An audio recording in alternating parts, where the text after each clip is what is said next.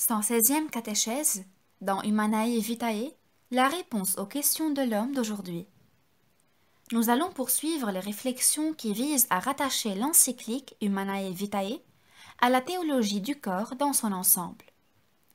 L'auteur de l'encyclique ne se contente pas de rappeler la norme morale qui concerne la coexistence conjugale et de la confirmer face aux circonstances nouvelles.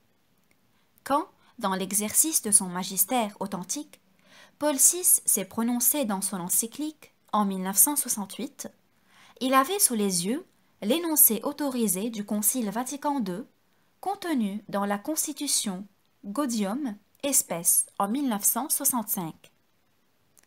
Non seulement l'encyclique suit la ligne de l'enseignement conciliaire, mais elle constitue également le développement et l'achèvement des problèmes qu'il contient, et particulièrement en ce qui concerne le problème de l'accord de l'amour humain avec le respect de la vie.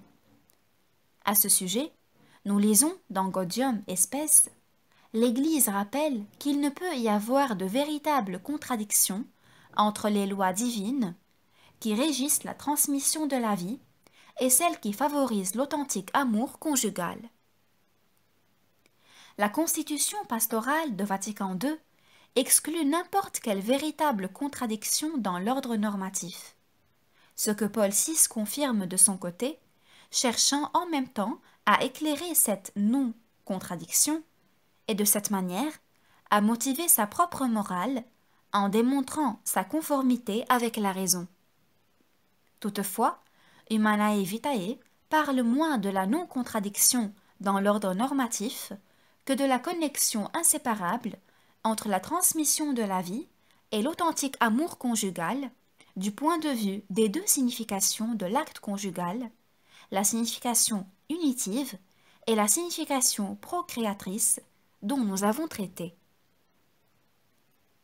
On pourrait se pencher longuement sur l'analyse de la norme elle-même, mais le caractère de chacun des deux documents nous entraîne plutôt, au moins indirectement, à des réflexions pastorales. En effet, Gaudium et Spes est une constitution pastorale et l'encyclique de Paul VI tend, avec sa valeur doctrinale, à avoir la même orientation. Elle veut en effet répondre aux interrogations de l'homme contemporain. Ces interrogations sont de caractère démographique et par conséquent de caractère social, économique et politique, en relation avec la croissance de la population sur le globe terrestre. Ce sont des interrogations qui partent du domaine de sciences particulières et avec elles vont de pair les interrogations des moralistes contemporains, théologiens et moralistes. Ce sont avant tout les interrogations des époux qui se trouvent déjà au centre de l'attention de la constitution conciliaire et que l'encyclique reprend avec toute la précision désirable. Nous y lisons en effet, étant donné les conditions de la vie actuelle et considérant la signification que les relations conjugales ont pour l'harmonie entre les époux et pour la mutuelle fidélité, une révision des normes éthiques jusqu'à présent en vigueur ne serait-elle pas indiquée, surtout si on considère qu'elles ne peuvent être observées sans sacrifice, parfois héroïque? Cette formulation montre à l'évidence avec quelle sollicitude l'auteur de l'encyclique cherche à affronter, dans toute leur portée, les interrogations de l'homme contemporain. L'importance de ces interrogations suppose une réponse proportionnellement pondérée et profonde.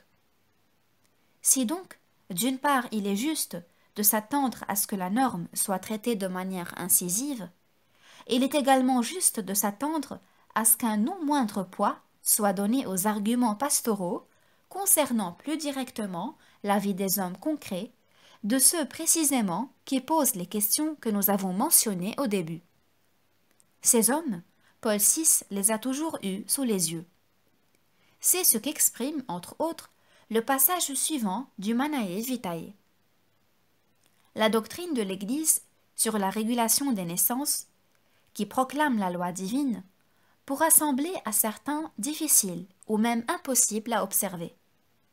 Il est vrai que, Comme toutes les grandes et bénéfiques réalités, elle requiert un sérieux engagement et de nombreux efforts individuels, familiaux et sociaux.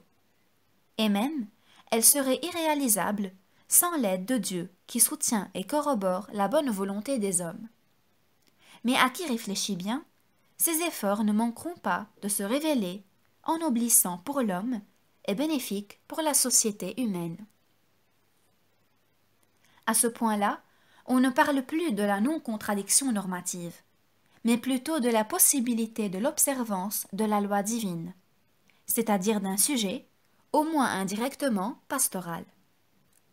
Le fait que la loi doit être de réalisation possible appartient à la nature même de la loi et se trouve donc contenu dans le cadre de la non-contradiction normative. Toutefois, la possibilité de la norme, comprise comme réalisable, appartient également au domaine pratique et pastoral. C'est précisément à ce point de vue que se place le pape Paul VI dans le texte précisé. On peut ajouter ici une considération. Le fait que tout l'arrière-plan biblique, dénommé théologie du corps, nous offre même indirectement la confirmation de la vérité de la norme morale contenue dans Humanae Vitae, nous prépare à considérer plus à fond les aspects pratiques et pastoraux du problème dans tout son ensemble. Les prémices et les principes généraux de la théologie du corps n'étaient-ils pas toutes et tous puisés dans les réponses que le Christ donna aux questions de ses interlocuteurs concrets? Et les textes de Paul, comme par exemple ceux de l'Épître aux Corinthiens, ne forment-ils pas un petit manuel concernant les problèmes de la vie morale des premiers disciples de Jésus?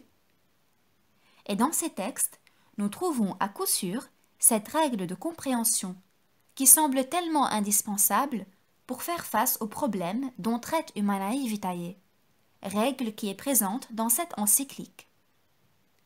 Ceux qui estiment que le Concile Vatican II et l'encyclique de Paul VI ne tiennent pas suffisamment compte des difficultés présentes dans la vie concrète ne comprennent pas les préoccupations pastorales qui furent à l'origine de ces documents. Préoccupation pastorale signifie recherche du vrai bien de l'homme, promotion des valeurs que Dieu a imprimées dans sa personne, signifie donc réalisation de cette règle de compréhension qui vise à découvrir toujours plus clairement le dessein de Dieu au sujet de l'amour humain dans la certitude que l'unique et vrai bien de la personne humaine consiste dans la réalisation de ce dessein divin.